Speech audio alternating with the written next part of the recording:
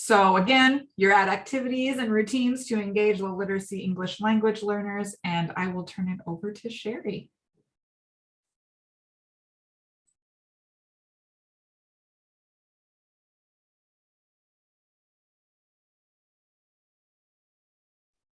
You're on mute, honey.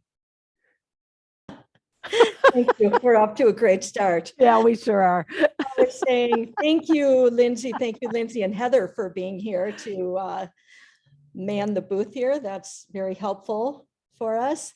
My name is Sheri Lear. I am here with my partner in crime, with Barb Murphy, and we both work for Literacy Minnesota. I have been working there for 10 years. I just hit the 10-year mark. And I've worked with pre-beginning through probably high beginning. That's been my levels. I have a special interest in this group of low literacy, or students we might refer to as SLIFE, students with interrupted formal education. So we have some strategies for you today. And Barb, would you like to introduce yourself? Yeah, I'm Barb. I work at Minnesota Minnesota for the past 8 years. Before that, I worked up in central Minnesota in the Sauk Rapids area, teaching all levels of ESL. But yeah, now these last 8 years here, I've worked with low beginning and high beginning learners. Okay, thanks, Barb. Our agenda today, we don't have much time, obviously, but we're going to take a moment to identify who we're talking about when we refer to these specific group of learners, and given their needs, what are specific implications for the classroom. We're going to spend the bulk of our time showing you some activities that we have found to be effective. Barb and I use many of the same activities, but we use them. We use different kinds of texts, but we use very similar activities and strategies with those texts. So you'll get to see a little bit from each of us. And time permitting, we're going to show you a little bit of our favorite website that saved us during the pandemic. It was a great, wonderful, affordable tool called Wordwall. So hopefully we'll have a little bit of time at the end to show you that. So we'll move along. When we say low literacy, I find that a little pejorative. I prefer the term Oracy-based learners versus literacy-based learners. Oracy-based meaning these are people with a wealth of funds of knowledge, but they have gained their knowledge through speaking and listening and observing, rather than the way we do in this country and in many Western cultures through reading and writing. You could also say they're very community-based cultures, that they come in with learning takes place within the community versus the individuality that is favored in our country here. And so we need to use that as we teach these students literacy skills. A lot of the Oracy-based learners, as you can imagine, they struggle to notice patterns in words and in the language, whereas our literacy-based learners will notice patterns in words, even if they're not using the Roman alphabetic system. I know for the little amounts of Arabic or Hebrew that I know, even though I'm not fluent in the language, I can definitely notice patterns in the language because I've learned a language already. And just knowing, just having literacy, knowing how to read and write gives you a distinct advantage when learning a language. A lot of our Oracy-based learners will fool you because they memorize. They can memorize huge things of text. I always send the text home to my students. I should tell you too, stop for 1 minute. I am still teaching online. Barb is back in the classroom. So a lot of the things you'll see today are things I use online that can be easily transferred to the classroom.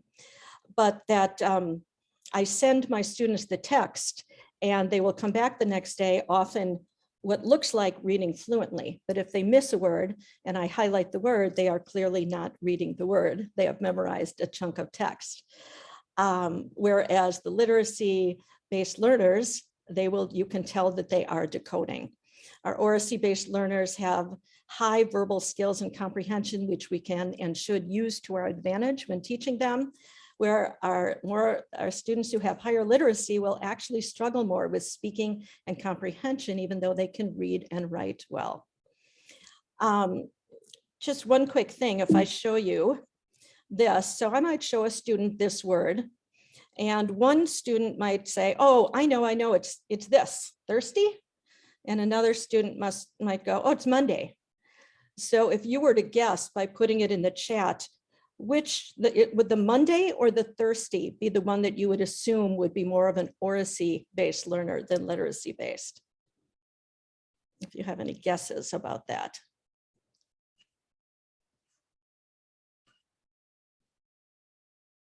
No guesses? I'm not seeing anything. A little bit of each, okay. So when I see a student say Monday, to me that tells me they've sort of see this word Thursday almost as a picture. They're not seeing it as individual, they're seeing sort of the configuration with that day at the end, and they recognize it from a calendar, so they know it's a day, so they're just going to give me a day. A student who says thirsty, at least I know they are starting with literacy.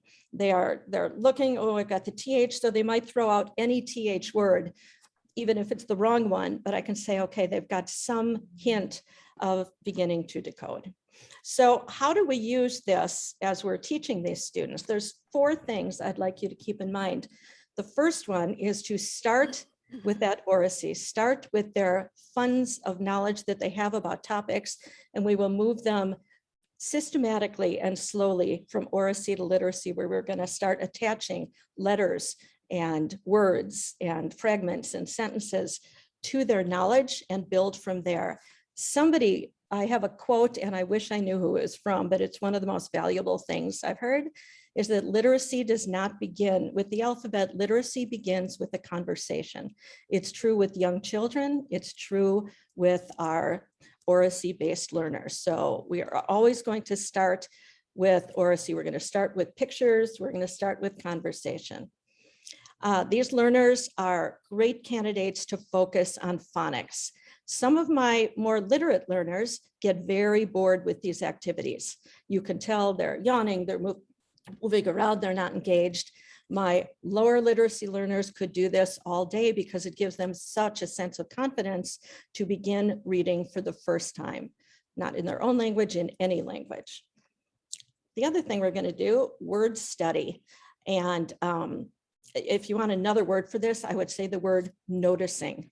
We want to start to get them to notice relatedness in words. So I will have students who can read the word rain, they've got it, they can read it. If I show them the word rainy, they're not in the ballpark. They might say sunny for this because they'll see the Y at the end, but they are not noticing the relatedness. When I do activities like this is where I hear the students going, oh, or even thank you, teacher, because they start to see what they've never seen before. And throughout all of this, we're going to do a bottoms up, top down, bottoms up, top down. So we start with conversation, we introduce some text, we pull out some phonics, we read through the text, we introduce some word study, we read through the text, over and over again with a lot of repetition. One of my other favorite things when I struggle with saying, oh, I'm so bored, I've been on this unit for 2 weeks, and someone will say to me, if you're bored, you are at the right pace for these students. And I think that's really true. Barb does this beautifully, sticking with topics far longer than I can. And I'm going to hand it over to Barb now, and she will show you some of the text and activities that she does.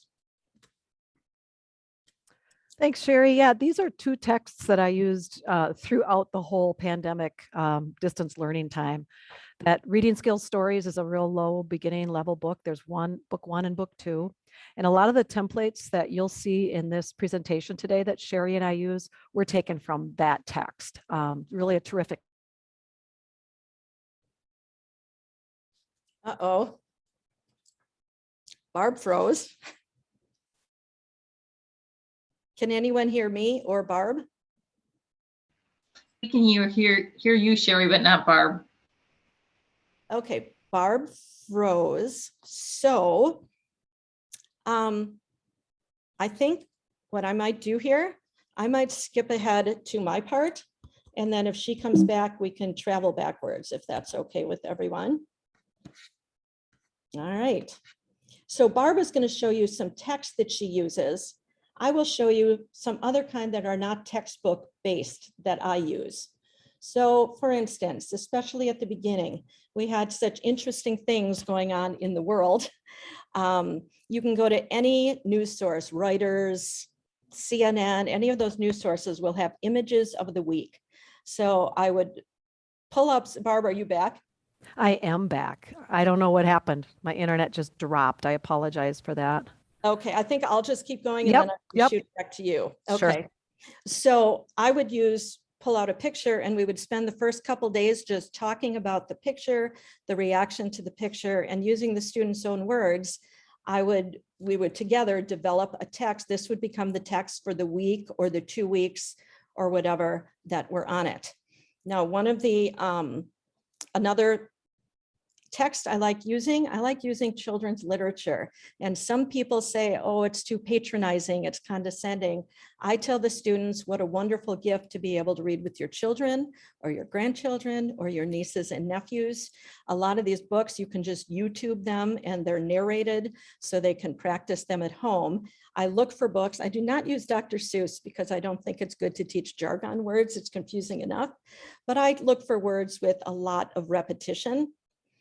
And we stick with these. Now I'll show you the activities I'm going to show you are all based on this text. And I'm wondering if anybody can take a guess what the text is that I use with this. And for those of you who are old enough, I'll give you a clue.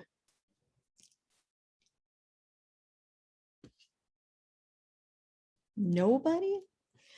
The text that I use is Wonderful World by Louis Armstrong. And I love it because every line has a beautiful picture to go with it. So I pulled up pictures for each line, and the first week before we really get to the text, we just use the pictures. I use volunteers in breakout rooms, and they go into breakout rooms and we spend time looking at the pictures. For instance, here's one. I hear babies cry. So this will be one of the pictures we show. And it's basically, what do you see? So we start playing around with the language that they're going to see once we get to the text. So they will come up with some sentences. We will practice reading these sentences. So not only are they getting key vocabulary, they're also getting some sentence structure. They're also getting a lot of sight words that they might need. And we can do these pictures a few days in a row and come up with different sentences, but they're getting more familiar and more fluent with the key vocabulary, the pronunciation. So when they get to the text, they can go, oh, I know that word. I've seen that. Another picture when they say, I think to myself, what a wonderful world. So what does I think to myself? That's a hard topic. So I think I'll show you here. I'll show a picture like this. And what is she thinking about? And I'll pull each of these over. What is she thinking about? And we can have some conversation. But I do this literally with a picture for every line of the text. I will then introduce the text, or at least part of it. Usually I will read it to them. We might do a read and repeat. And that's the bottoms up. And then I'm going to pull out some of those, like one of the sound patterns from there is the word white. So we've got the long I, silent E. So we'll begin by looking at onset and rhyme, and we'll spend the first couple days just reading down. Ite, bite, white, kite with different onsets. We'll practice these. Eventually we'll get to them reading across so that they are doing both the onset and the rhyme, and the reading across the whole word rather than just guessing. Okay. A follow-up to that might be taking some sentences with those words in it. And before reading the sentences, I will say to them, students, I see 10 words here that have that long I and the silent E. I'd like you to find them. And they can either tell me verbally, or I might have them write them down to find the 10 words so they are noticing. They're going inside the text, they're noticing those words. I will highlight those words. And then we will begin reading the sentences and eventually matching the sentences to the correct picture so they can attach meaning to the language. My dictation for this level is I will do a chart like this. So I will give them a word, drive, hide. I will use those words and they have to give me the beginning and then what rhyme part. What do they hear at the end? For the higher students, we will put those words into a sentence. Otherwise, I'll just put the words. They can read down the words. They can practice the sentences. You can do this every day with different sentences while you're practicing this sound pattern. This is a chart. When we get to Barb, she will show you the book that uses this chart that I have borrowed, and I use it with all my texts.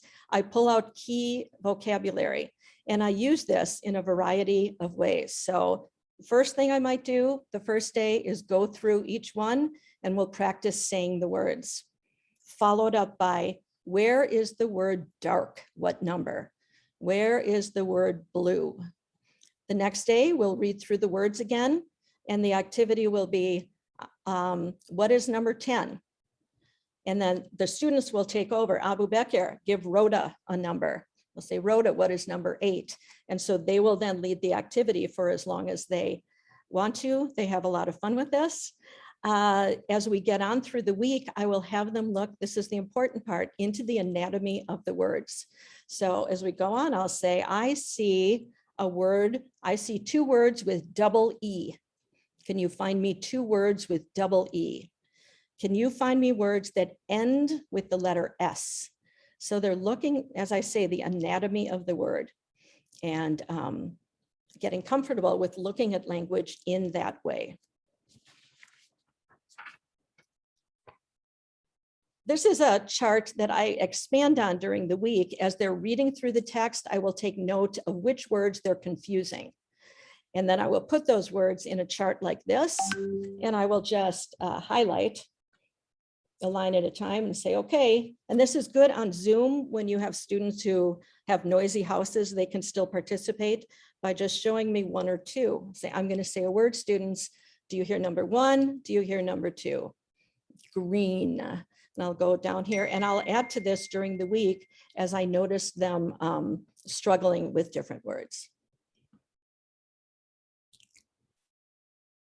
I will work with syllables. Some of our almost all of the multi-syllable words I will put into a chart like this.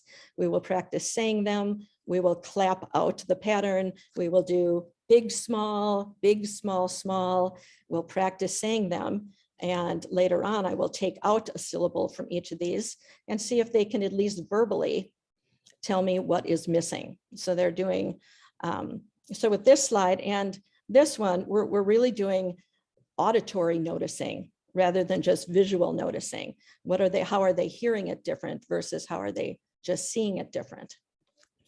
I think I'm gonna stop here for now. And then the whole time in between these activities, we are going back to the text. Maybe it's a read and repeat. Maybe it's students take turns reading sentence. Maybe we're just going to do 4 lines, but we're keep bouncing back as we keep building fluency, comprehension through this up and down, the bottoms up, top down method.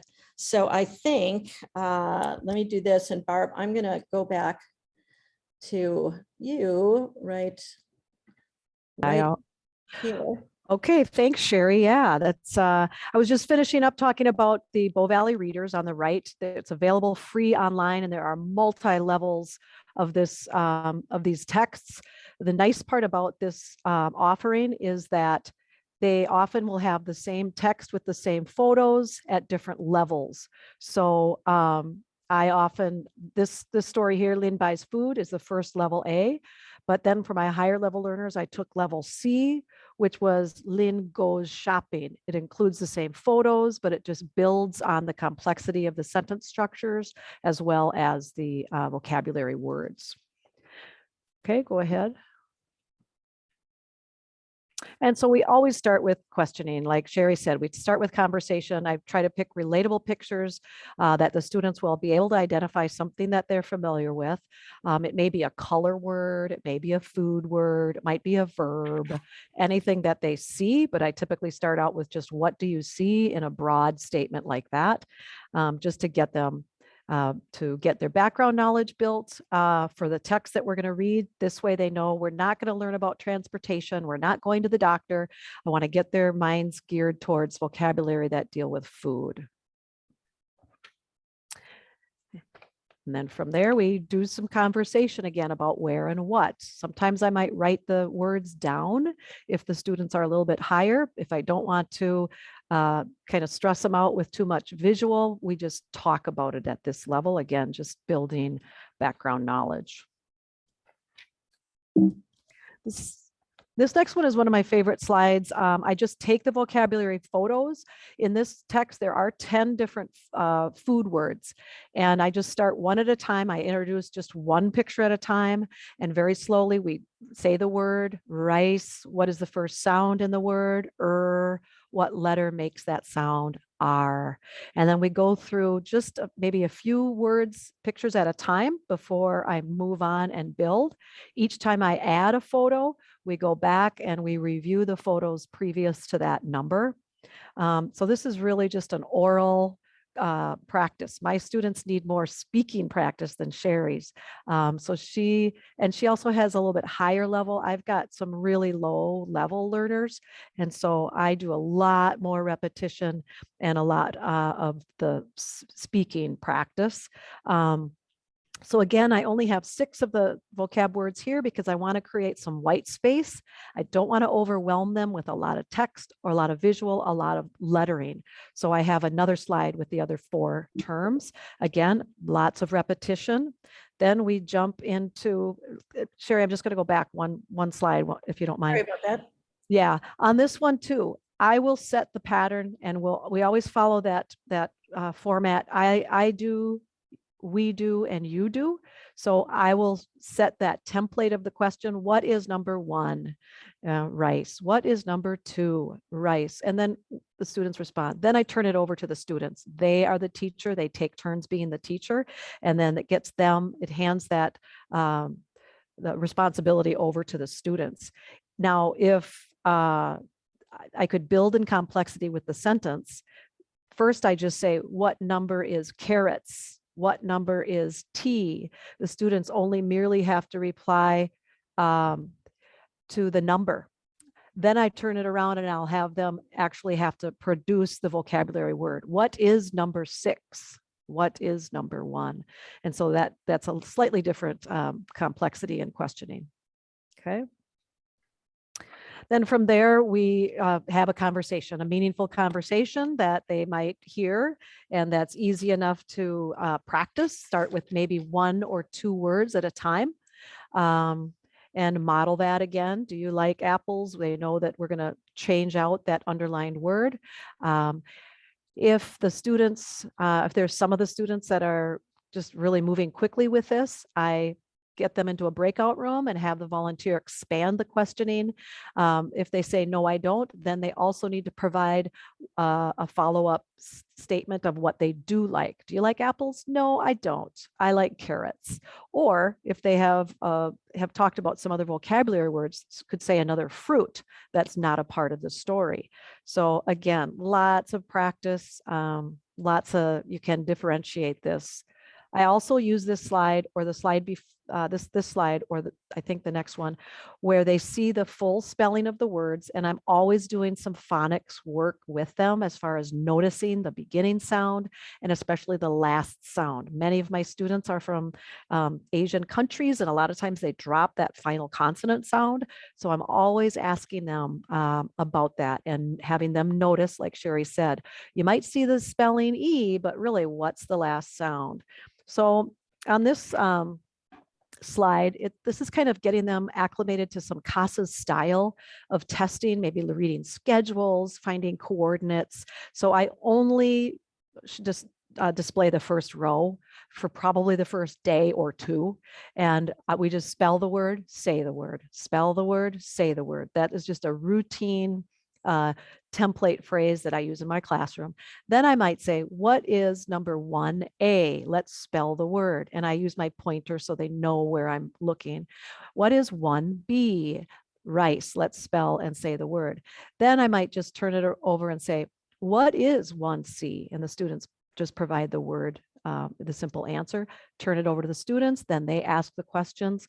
We build slowly adding in the different rows with the various words.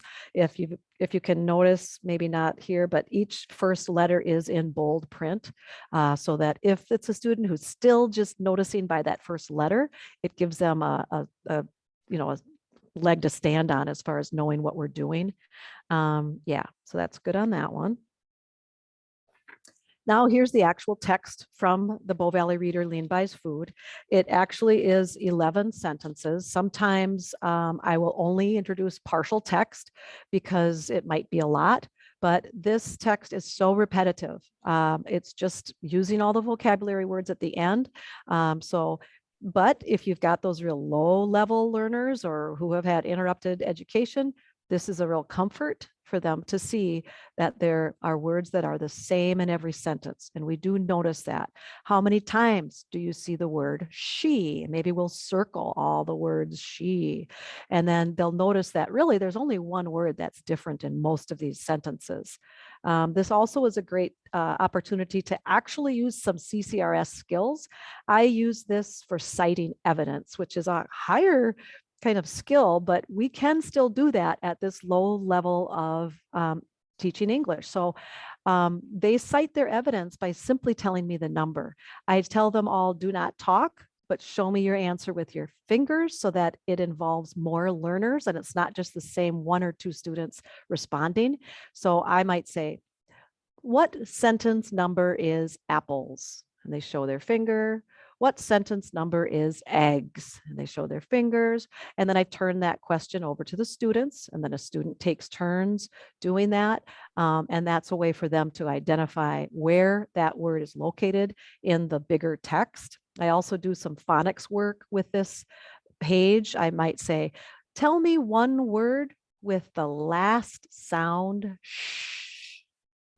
They think, I'll say fish, and then I'll do some more work like, tell me one word, two letters together with one sound, p, right? Apples, and that kind of thing. So you can do all sorts of deeper word work, sentence work, phonics work with this page.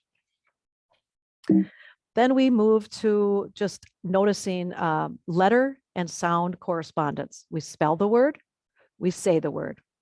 And then we count the letters, and then we count the sounds. So I start with a word that has the same number of letters as the sounds. Then we build in complexity to the next slide, where they might see a word that has 4 letters, but only 3 sounds. Next slide. Yep, eggs. 4 letters, 3 sounds. And then we again spell the word, say the word, and we continue with the counting. And then maybe a word like tea, which only has 3 letters and only 2 sounds. So I'm constantly having them notice what 2 letters make the sound g, what 2 letters make one sound e, right? So we're doing that a lot in the class. And then I go to the next slide. And here we just take away some of those visual cues, and the students are spelling and saying the word again together. And then in their notebook, they're able to identify the number of letters, the number of sounds. And again, we could use it for conversation or students playing the role of teacher as well. All right. Excellent. So what you've seen here basically is how much routine we use, especially with this level student, because the less that they have to worry about what's the task, what are we doing, the more they can focus on decoding, on understanding, on learning, the less they have to figure out, wait, what are we doing? I don't understand this. Every text we use, they're going to see the vocabulary grid. They're going to see the phonics drills. They're going to see all of this, and they're just doing it with different content each time. Good. We have time where I can show you Wordwall. Have any of you, well, wait, were there any questions first? Yeah. I know somebody asked, did you make those templates yourself, Sheri? Yes, but copied them from that. I just sort of based them on the text from the, which series is it, Barb? The reading skills stories. Reading skills stories. I loved it. It's easy enough. Just make it Yeah. hard. They are in the PowerPoint, which I believe you Yep. have access to. So Yeah, Well, there'll be feel a free. link. to use that. Mhm. Yeah, we use the same tables, the same activities, just over and over again. Someone asked, what do I mean big, small, when we're doing Mhm. syllables? So if the word is apples, big, small, apples, Mhm. apples, we're doing stress. And so they can pronounce it better. And then Lindsay asked a very good question. How many days would the full cycle of these routines take? And that depends on if you're asking me or Barb. Yes. Because Barb and I have done the same Definitely. stories at times. And she's like, yeah, I was with that on 6 weeks. And I said, wow, on week 2, I was ready to go crazy. So I stopped. But patience is a virtue. And there are, you gauge it from your students, but I would never do a unit in less than two weeks. Never. No, I usually do a month with one text. That text that I showed you about Lean Buys Food, I spend a month on that. So just gradually building, and then just doing the same words, but then using those vocabulary words in a different activity. Something else that Sheri and I have talked about is introduce one or the other. You either introduce new vocabulary words or you introduce a new style of activity. Don't do them both at the same time. So this familiarity with the same vocabulary for so long allows you to differentiate and make it more interesting by incorporating different activities and ways to use the same vocabulary. Right. And I can tell you that one day I volunteered in Barb's classroom and she had been doing this one text that I had done in 2 weeks. She was on week 4 or something. And the difference I saw in how her students had mastered the text and their confidence sort of convinced me, yes, stick with it. And again, if I'm bored, I'm going at the right pace for the students. I have to keep reminding my ADD self about that. And another thing about the syllables with the big, small, I always, Sheri said, clap the syllables out. Sometimes they don't hear the fact that apples is 2 syllables. And then we talk about what syllable is strong. Okay, big, small, and I move my hands up and down. And then next to the vocabulary words, as Sheri does too, we make a big circle and then a small circle if it's a big stressed first syllable word. So we use that circle visual as well as the clapping and then the hands movement. Okay. I'm going to show you Wordwall, wordwall.net. You want to write that down? You can write us thank you notes later for that. I've written them love letters, just telling them how great I think it is. This is Wordwall. There is a free version. I pay for the version because I have so much content on here. But I want to say it's like $6 a month. So it is not prohibitive. So in Wordwall, you can create a bunch of different kinds of activities from different templates. So let me show you my, where is my wonderful world? Oh, wow. Here we go. So in Wonderful World, here's an example of an activity I did for Wonderful World, and this lends itself very well to online, but I use random cards, vocabulary cards, and I like to do phrases from the text. So yeah, I'll use words, or there should be phrases in here too. I'll use vocabulary, and I don't know if I have phrases in here, but just one by one, students will, a dark sacred night, much more. So I like to introduce phrases too, but we'll go through these and practice these. It's just a fun way to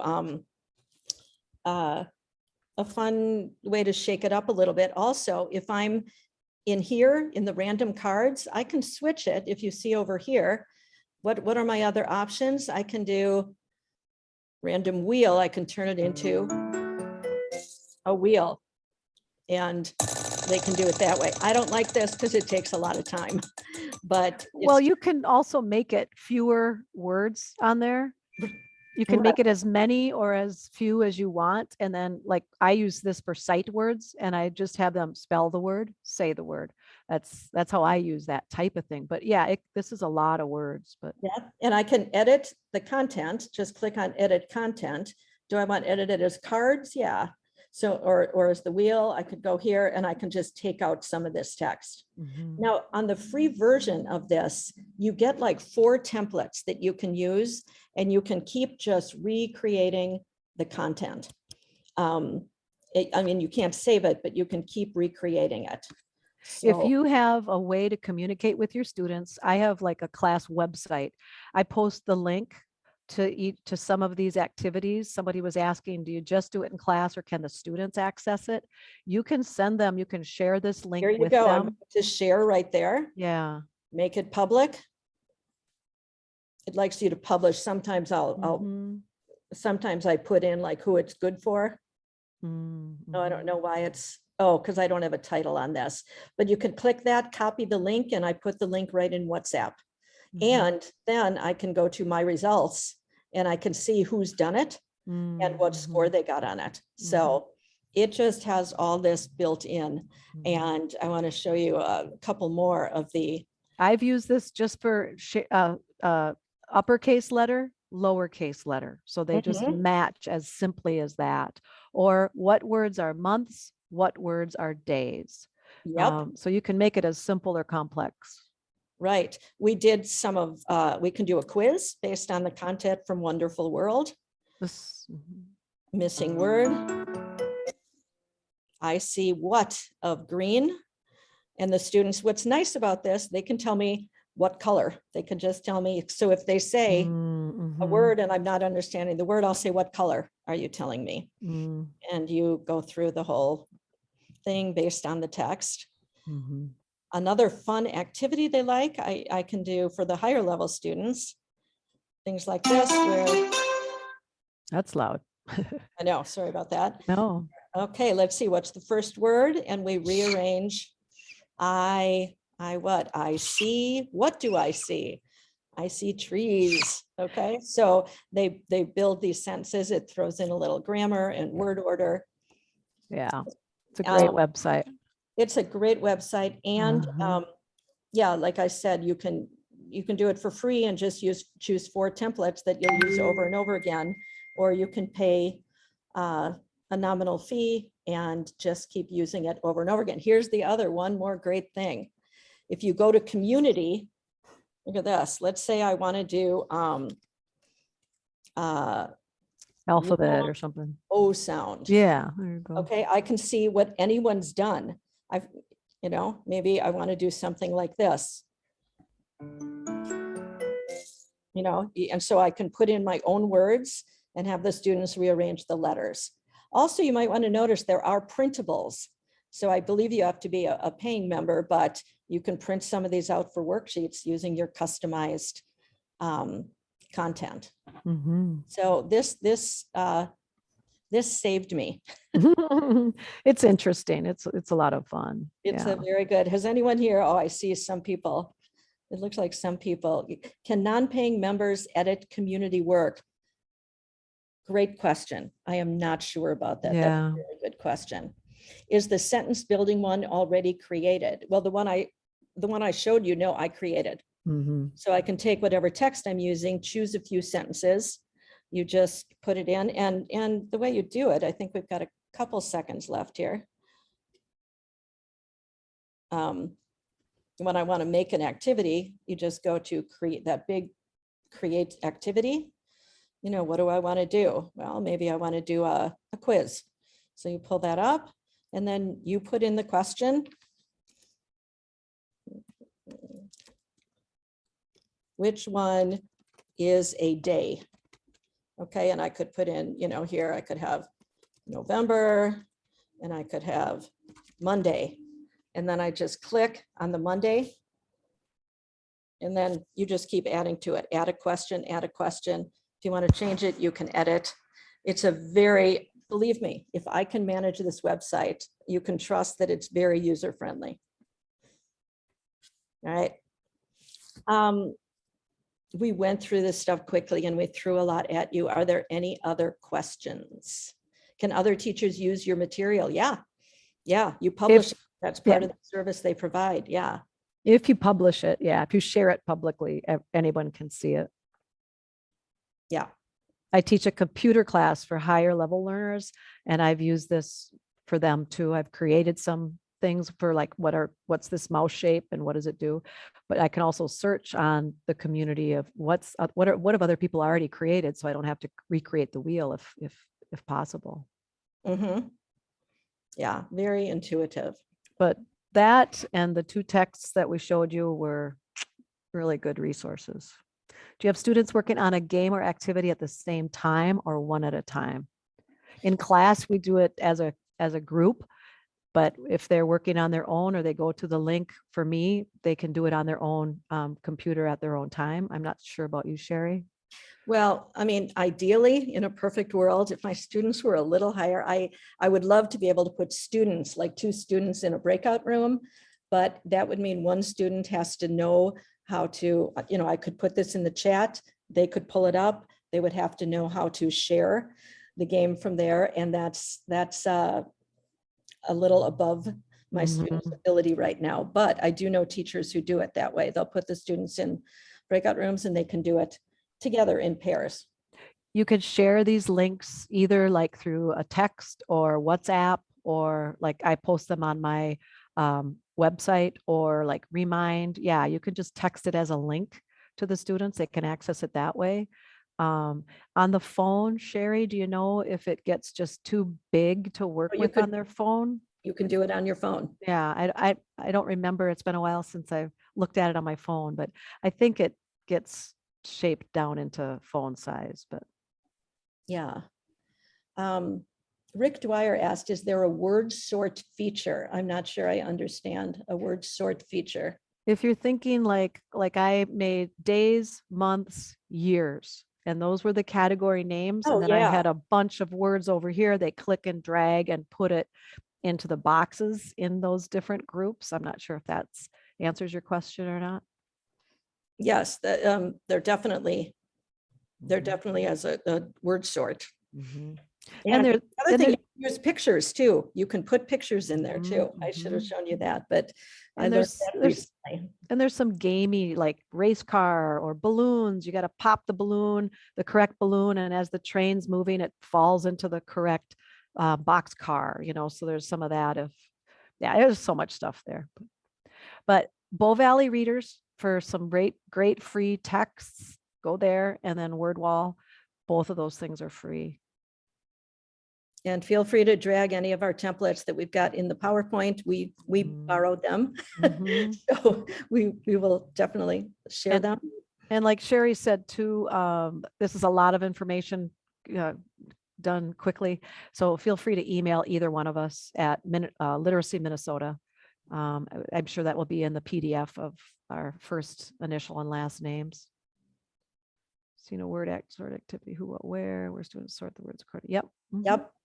Actually, that's a great idea. I'm doing that right now with question words, who and when and where. The other thing too, oh gosh, there's so much to say. Okay, I guess I'm not even going to try. But there's something else I would have added, but yeah. Thanks, you guys. Thank you. We're done, Lindsay, right? It's 1:15. Yes, and there is one more question about, is there a way to download and save any of these? Because my smartboard doesn't have internet access yet. I don't think so. Download and save. To project maybe a document. If you made a printable, but you'd have to have a paid account. But I think you have to have your internet connected while you use these activities. I think so too. That's a good question. Okay. Thank you, Yeah. everyone. Thank you so much. This was bet. good. Yeah. Good. Thanks, Have a good guys. day, everyone. Yeah.